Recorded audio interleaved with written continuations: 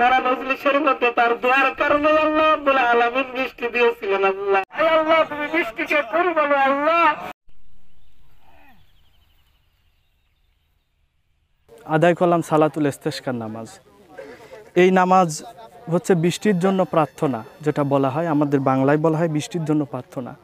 দীর্ঘদিন অনাবৃষ্টির কারণে আমাদের ফসল ফলাতে অসুবিধা হচ্ছে, সমস্ত মাখলুকাত কষ্ট পাচ্ছে, সমস্ত সৃষ্টিকুলের আযাব হচ্ছে, সমস্যা হচ্ছে, প্রকৃতি বেড়ে উঠতে তার সমস্যা হচ্ছে, অসুবিধা হচ্ছে সহ আমাদের বিশেষ করে কৃষক প্রান্তিক কৃষক পর্যায়ে যারা আছে এদের ফসল উৎপাদন করতে অসুবিধা হচ্ছে।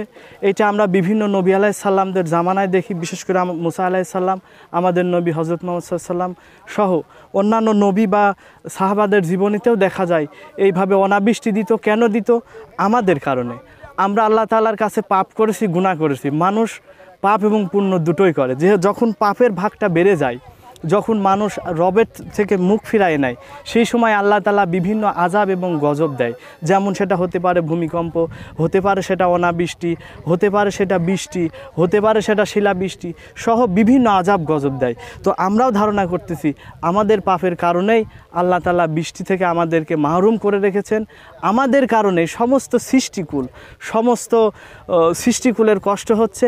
এই জন্য আমাদের নবী সাল্লাল্লাহু আলাইহি সাল্লামের সুন্নাত এই ধরনের অনাবৃষ্টি, এই ধরনের মানে প্রাকৃতিক বিপর্যয়ের যে সৃষ্টিকুলের অসুবিধা হলে তখন আমাদের নবী আলাইহিস সাল্লাম একটি খোলা ময়দানে যেতেন এবং সেখানে যে নামাজ আদায় করতেন সম্মিলিত মুসল্লিদের নিয়ে, এবং তখন আল্লাহ তাআলা তাদের উপর রাজি এবং খুশি হয়ে আল্লাহর রহমতের বৃষ্টি বা যখন যেটা প্রয়োজন ছিল সেটা দিত। বোরিং এলাকা গেলে পারে সেচ ধরেন দিতে চাচ্ছে না, কত পানি উঠতেছে না।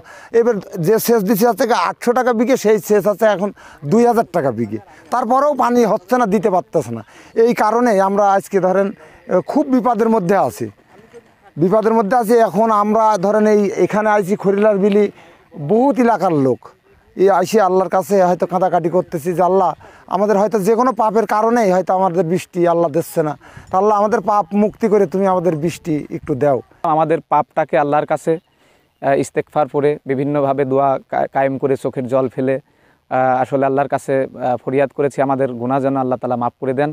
আমি নিজেও একজন কৃষক। এই মাঠে আমার প্রায় 3 বিঘা জমি চাষ হয়। আমি গবাদি পশুর বর্জ্য এখানে রেখেছি, কিন্তু আল্লাহর অশেষ রহমতের বৃষ্টি না পড়ার কারণে আপনারা দেখবেন যে আমার আমি সার যে জৈব সার আমি ছিটাতে পারছি না, চাষ করতে পারছি না। আমরা প্রচণ্ড গরমের জন্য আমরা মাঠে কাজ করতে পারি না। যে কোনো কারণবশত আল্লাহ আমাদের উপর থেকে এই রহমতটা আল্লাহ আমাদের কাছ থেকে ছিনিয়ে নিয়েছে। তার কারণ আমরা হচ্ছে গুনার দিকে আমরা নামাজ পড়ি, কালাম পড়ি, যাই পড়ি না পড়ি, আল্লাহ আমাদের উপরে নাজাত হয়েছে।